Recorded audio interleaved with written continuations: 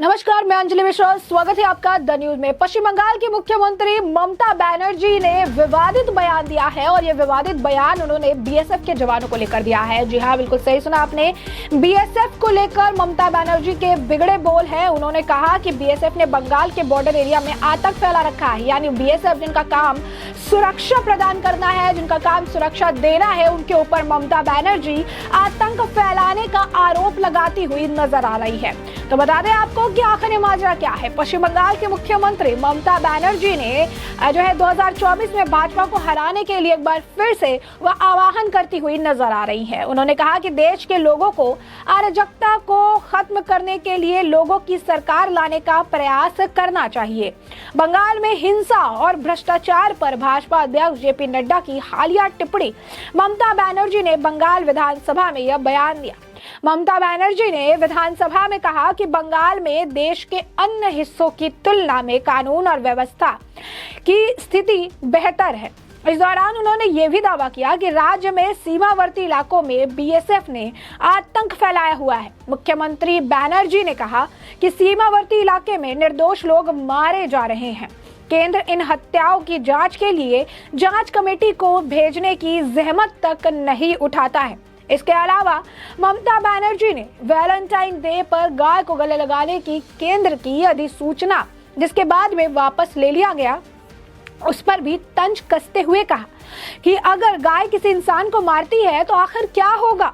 उन्होंने कहा कि अगर गाय हमें टक्कर मार दे तो क्या वह भाजपा सरकार मुआवजा देगी।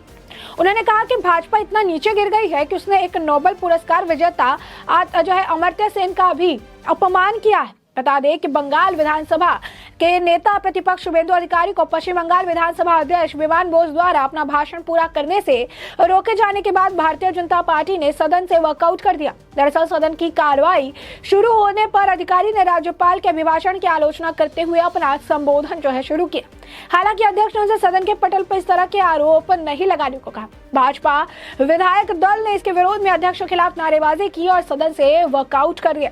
वैसे ममता बनर्जी ने सदन में कहा कि अध्यक्ष पर आरोप लगाने के लिए शुभेंदु अधिकारी के खिलाफ विशेषाधिकार प्रस्ताव पेश करने का मेरा अधिकार सुरक्षित है। तो आप देख सकते हैं किस तरीके से ममता बनर्जी जो है, इनका बयान सामने आया है। ममता बनर्जी पहली बार नहीं है जो बीएसएफ को लेकर इस तरीके का बयान दे रही है। ये ममता बनर्जी थी जिन्होंने इससे पहले भी कहा था कि केंद्र सरकार बीएसएफ के जरिए बंगाल पर अपना जो है प्रभुत्व बरसाने का प्रयास कर रही है। बंगाल पर बीएसएफ को लेकर बंगाल पर अपना कब्जा जमाने का प्रयास कर रही है। तो ममता बनर्जी ने बीएसएफ का इस्तेमाल करके कब्जा जमाने के बाद भी कई बार वो कही है। उन्होंने बॉर्डर एरिया में आतंक फैलाने की बात अब कहती हुई नजर आ रही है।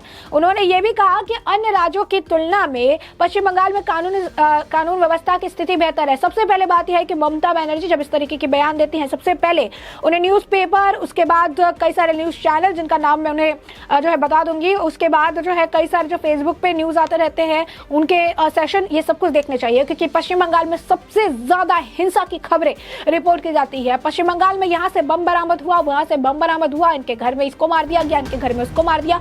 और बंगाल के चुनाव के वक्त जिस तरीके से लोगों के घर जलाए गए, महिलाओं से लेकर बूढ़े औरतों तक को घसीट के पीटा गया। अगर ममता बनर्जी इसके बाद भी कहती है कि कानून व्यवस्था पश्चिम बंगाल में बेहतर है, तो उन्हें सोचने की जरूरत है कि पश्चिम बंगाल में किस कानून की वो बात कर रही है जो अपने हाथ में अपने हिसाब से बनाती और तोड़ती रहती है, या फिर उस कानून की जिससे आपको बता दें कि इनके नेता कुछ समझते ही नहीं है। तो ये जो पश्चिम बंगाल में कानून व्यवस्था की बात कर रही है और कह रही है किसी राज्य में से जो है बेहतर है किसी राज्य की तुलना में, तो उन्हें बताने की जरूरत है कि उत्तर प्रदेश जैसे बड़े राज्य में कानून व्यवस्था की आज मिसाल दी जा रही है, क्योंकि उत्तर प्रदेश में जिस तरीके से पहले गुंडा राज था उसे योगी राज जाने के बाद से खत्म कर दिया गया और सीधा बुलडोजर की कार्रवाई होती है। तो ममता बनर्जी बंगाल का कंपैरिजन या बंगाल की तुलना किसी अन्य राज्य से कानून व्यवस्था को लेकर तो ना ही करे। और वैसे में कानून व्यवस्था को लेकर जब इस तरीके की वो बात कहती हैं तो लोग भी कमेंट सेक्शन में कहते नजर आए कि ममता बनर्जी इस तरीके के बयान ना दे तो बेहतर है, क्योंकि सभी को पता है कि पश्चिम बंगाल के क्या कुछ हालात है।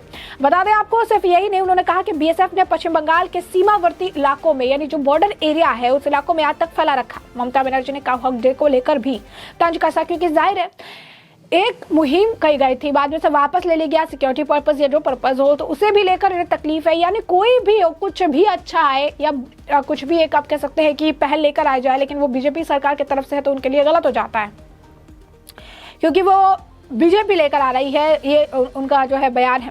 तो ममता बनर्जी जो है इस तरीके से वो बीएसएफ को लेकर कहती रहती हैं, काफी ज्यादा हंगामा भी देखने के लिए मिला है। और ममता बनर्जी कई बार जो है केंद्र सरकार पर अलग अलग तरीके के आरोप भी लगाने के लिए जानी जाती है। उन्होंने हक डे को लेकर भी कहा, फिर उन्होंने कहा कि लॉ एंड ऑर्डर का सिचुएशन बंगाल में है। आपको बता दें कमेंट सेक्शन में जब ममता बनर्जी का स्टेटमेंट दिया गया तो ज्यादातर लोग जो है हंसते हुए नजर आए, यानी उन्होंने आपका ये तो मजाक बना दी। और उन्होंने जो है कुछ लोग ये भी कह रहे थे कि क्या वो स्टैंड अप कॉमेडी कर रही थी जब वो इस तरीके से बोल रही थी। कुछ लोगों ने तो इसे मजाक ही बना दिया कि आप जो बोल रही है वो एक मजाक है, तो लोग हंस रहे थे। तो उन्होंने कुछ लोगों ने ये भी पूछ लिया कि आपने क्या शर्म बेचकर आप खा गई हैं कि आप इस तरीके के बयान दे रही हैं।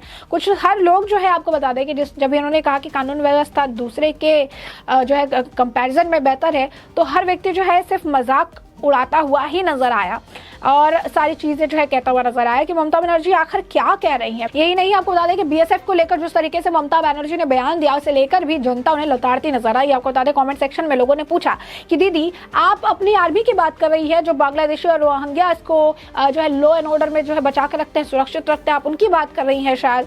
आपको बता दें कि फिर एक और व्यक्ति लिखती है कि पश्चिम बंगाल के जो सिटीजन है, जो लोग हैं वहां पर, वो इलीगली जो वहां पर घुसते रहते हैं और वहां पर चीजें करते हैं, आप उनकी बात कर रही हैं। एक और व्यक्ति ने लिखा कि इलीगल माइग्रेंट नहीं करवा पा रही है, इसी वजह से उन्हें दुख हो रहा है 2024 के लिए।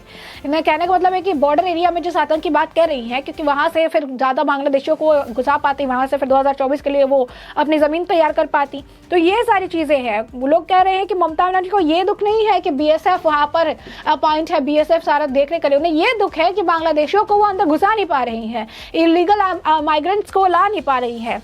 तो ये सारी चीजें जो है लोग कह रहे हैं कि जो है वो टेरर नहीं बोल रही है, वो सिक्योरिटी होता है। वो लोग उनको बता रहे हैं कि वो आतंक नहीं, वो सिक्योरिटी है, वो सुरक्षा है। यानी ममता बनर्जी को आतंक और सुरक्षा के बीच का डिफरेंस जो है वो नहीं पता है। उसके बाद आपको बता दें कि कुछ लोग कहते हैं कि इन टेरर सिंपथाइजर मिनिस्टर्स को जो है जेल में डाल देना चाहिए। तो उन्होंने कहा कि अब जिस लैंड पे काम कर रहे हैं ममता बनर्जी के हिसाब से बीएसएफ के आप टेररिस्ट है जो आतंक फैला रहे हैं। ममता बनर्जी आखिर ऐसा कैसे बयान दे रही है।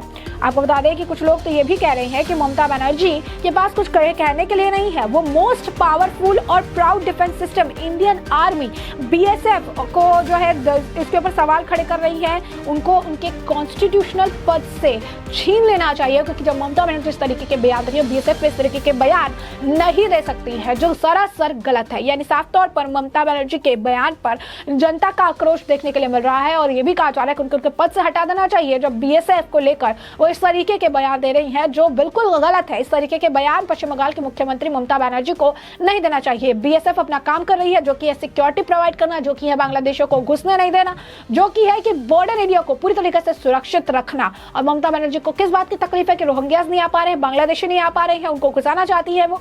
ये सारी चीजें जनता कह रही है कमेंट सेक्शन में। तो ऐसे में हमने आपको पूरा मामला बड़े विस्तार से बताया कि पूरा मामला क्या है, और अब इस पूरे मामले पर आपकी भी जो राय हो कमेंट सेक्शन में कमेंट करके जरूर साझा करें।